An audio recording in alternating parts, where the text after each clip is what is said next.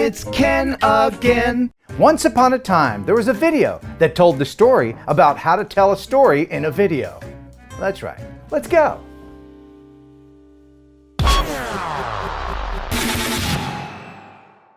Hello. This would be known as the foreword of the story, to let you know what's coming up in the narrative. It's important to have a narrative in your video to hold the attention of the viewer and to kind of have a whole completed thought with what you're trying to present as a content creator. Every YouTube video should tell a story. Whether that story is fiction or non-fiction, you should have at least some form of the 6 elements of storytelling within it. Setting. Set the scene. Where does this take place? If you change locations within your video, you might have to do this several times. Who are the characters? Is it you just being the host or presenter, telling about a certain thing? Make sure to introduce the people in your video and define their role. Plot. The plot is the sequence of events that connects the audience to the protagonist and their ultimate goal. Here's Johnny! Conflict. Conflict is where the story comes from. In fiction, this creates tension and builds suspense. If your story has no conflict, the audience just won't care. Theme. The theme is what the story is really about. It's the main idea or underlying meaning. The narrative arc, which includes setup, tension, climax, and resolution. In other words, your story has to have a beginning, middle, and end. This video is going to be a little different because I'm going to show you not only behind the scenes on how I created the story, I'm going to show you how to edit said story together. And I started with the intro or forward with this camera right over there. And one of the very first things that I do, now this is my process, this may not be your workflow, but if you're shooting with multiple cameras and you have a separate audio source, you want to just let that audio source record. For instance, right here, I'm recording right now, as you can see the levels. Level, can you see that? I have a microphone right here, and when I'm recording with different cameras, I will just let that go. I won't stop and start the camera over and over again, because in post, when you're editing, that's going to be pretty difficult to get it to all line up. Now, some programs will use, like Premiere Pro, will use an internal process that will line up the video with the audio, and that is, again, one of the reasons why I just kind of set it and forget it as far as the audio goes, using the audio as a kind of timeline track to keep everything in order. But we'll get more of that later. Right now, it's time to pack up and leave.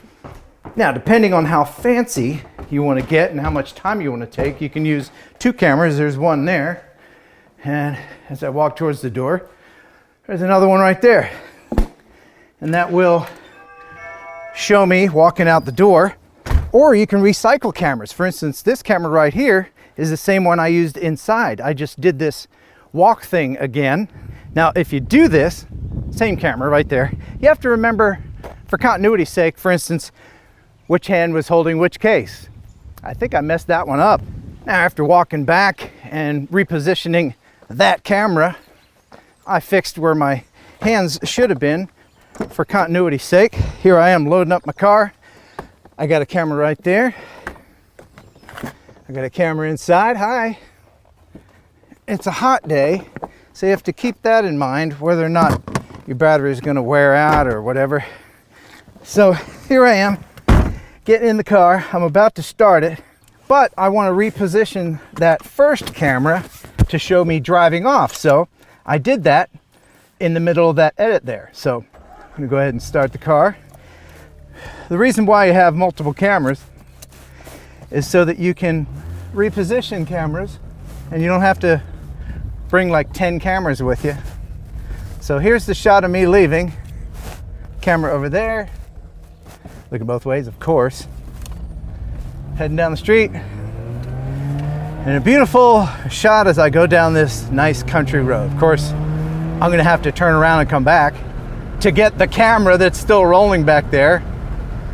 So when you see YouTubers have all these fancy edits of them rolling down the road and everything, they're doing just what I'm doing now. They're setting up the camera, driving by, driving back, grabbing the camera and then moving on. It's kind of tedious, but it makes for a great looking video, especially if you want to show kind of a traveling montage of you going from one location to another, which we're about to do now.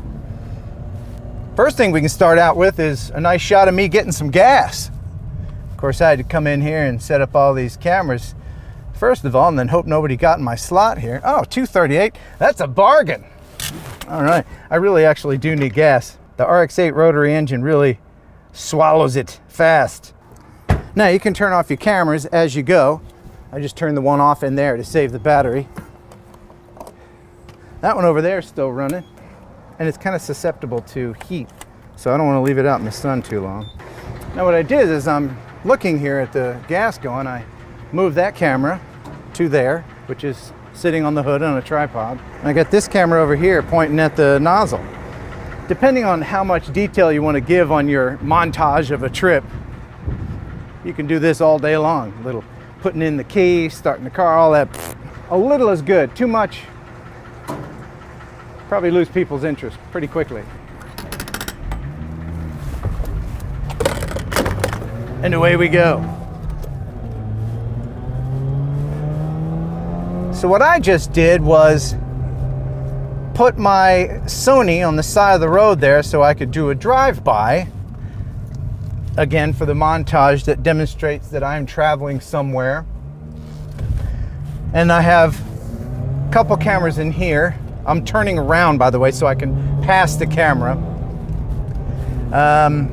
Usually you want to do it in a place where you're fairly confident it's going to still be there when you go back.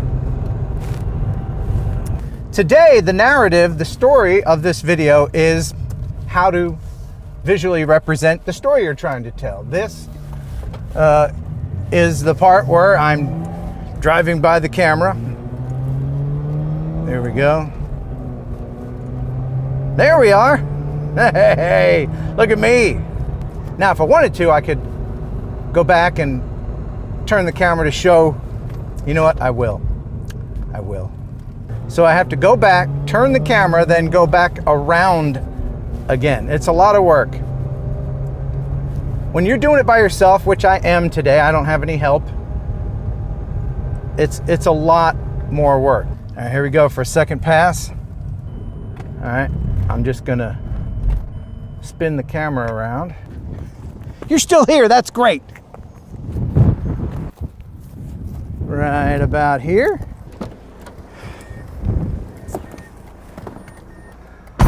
The story within the story for today is the Eiffel Tower. We're gonna go visit the Eiffel Tower in Paris, Tennessee. There's an interesting, I think 1/20th scale replica of the Eiffel Tower. It's 60 feet high, and it would be a perfect little story within the narrative here. All right, here we go, second pass. Probably won't even get into fifth gear. There we go. Oh, beautiful. So then I'll edit that together so that it's like, just like this.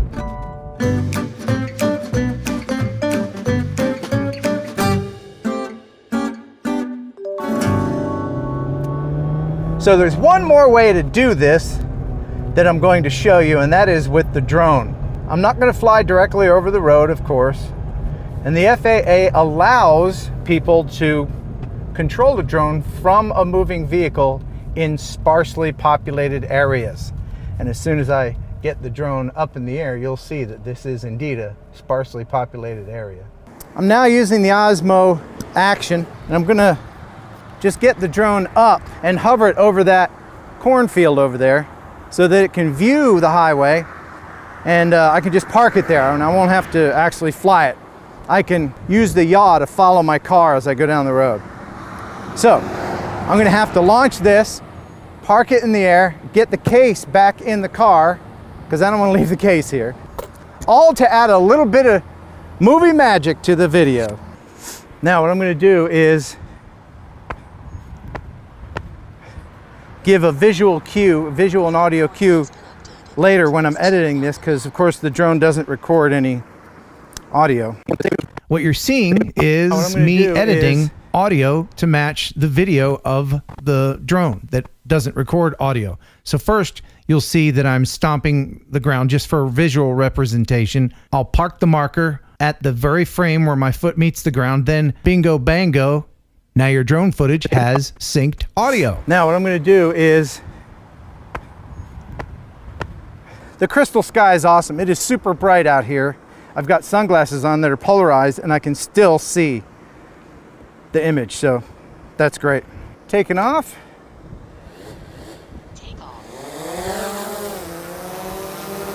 Gonna wait till there's no traffic and cross the road. Here's an opening.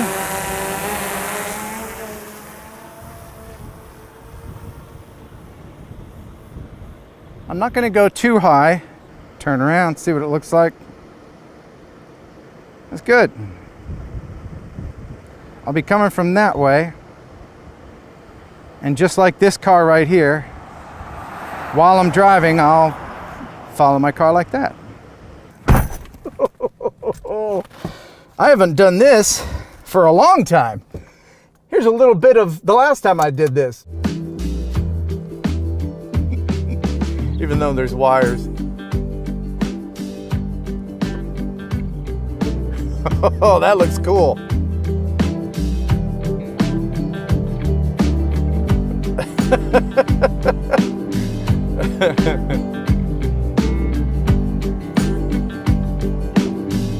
All right.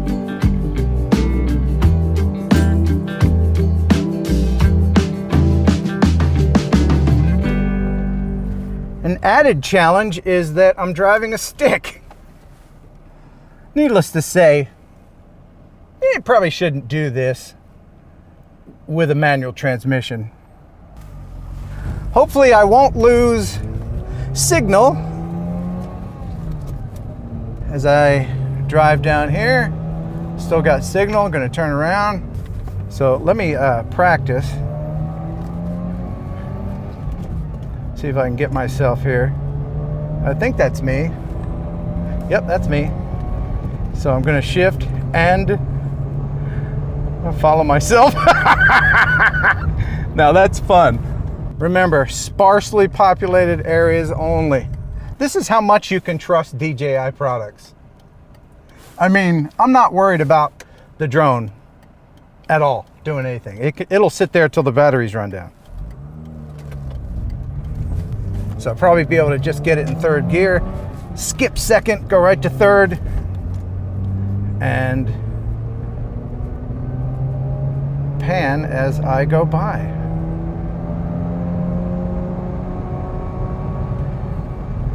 Yes. Yes, yes. All right. Good job, little drone. And we continue on to Paris, which is about a 30-minute drive from my hometown. These little montages are a good idea just to prevent viewer fatigue in longer videos.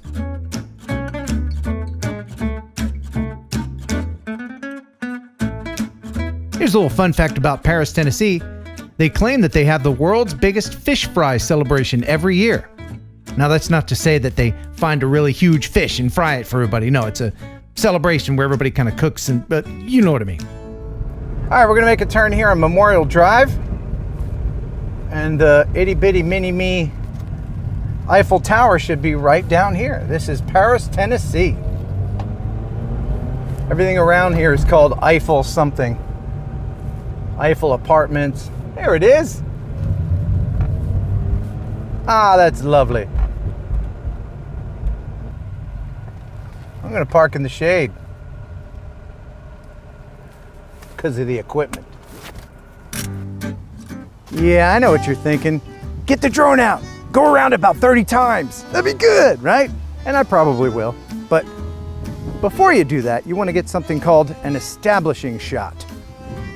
You know, just kind of show where you are, where this is, your subject in relation to its setting, and maybe even interview some people. If you're doing a human interest story about a replica Eiffel Tower, you might want to talk to some locals about it. I don't know, maybe you're shy. This was originally built in 1990 as part of the Memphis in May celebration, but I'll do a little bit more research and then do a narration overdub. That's probably a little bit easier to do the research later. This Eiffel Tower replica is located in Eiffel Tower Park in Paris, Tennessee. Engineering students at Christian Brothers University originally constructed the tower to commemorate the 1990 Memphis in May festival. The tower was designed to a 1:20 scale by Tom Morrison, professor of civil engineering at Christian Brothers University. It's made of 500 pieces of Douglas fir and 6,000 steel rods.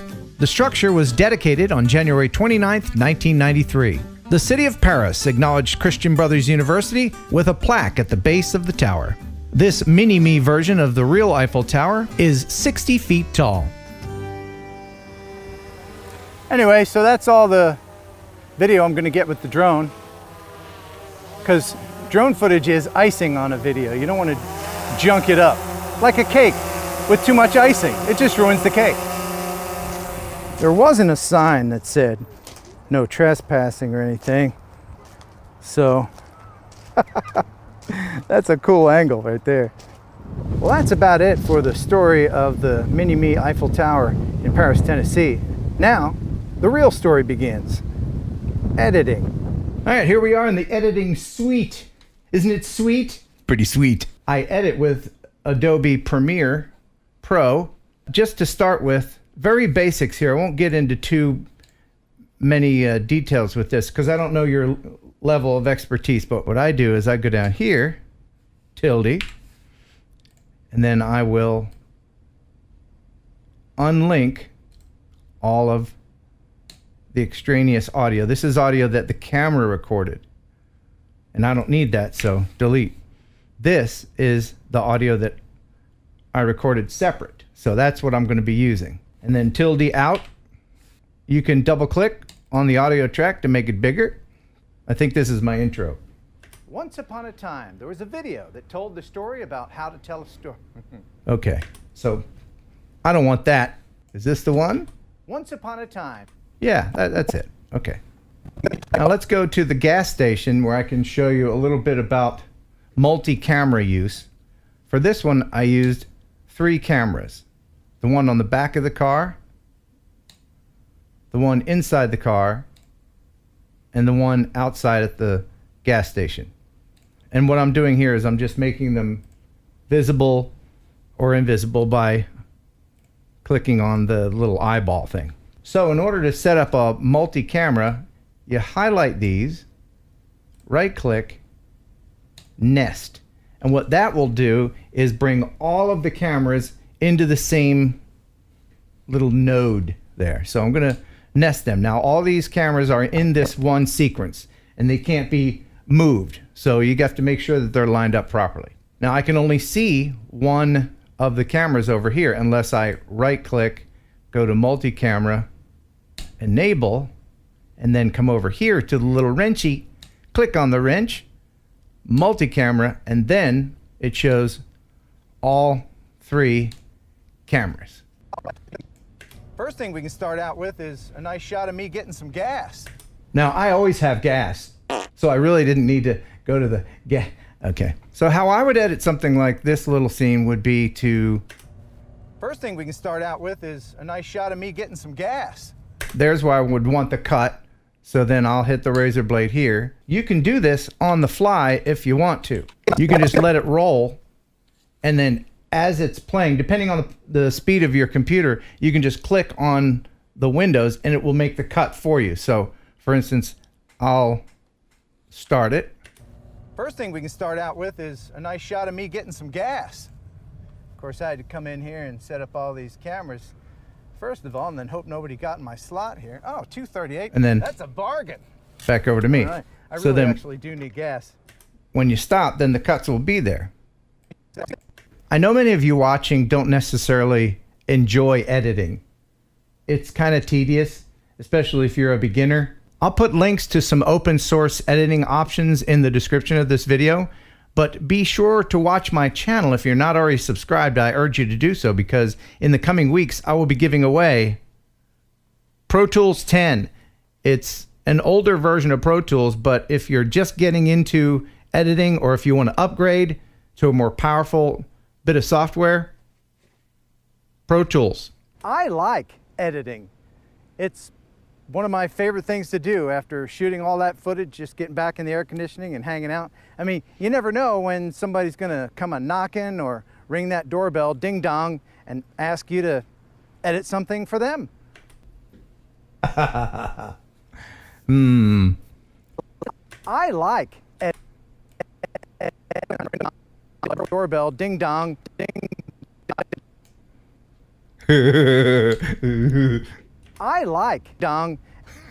Oh, very mature, Ken. I wouldn't do that to you, would I, ladies? I wouldn't do that to you. I wouldn't do, ladies, would I? Oh, come on now. That's enough. Forget it. Aw, where you going, Ken? Come on. I refuse to be edited anymore. Oh, yeah? Take that, me!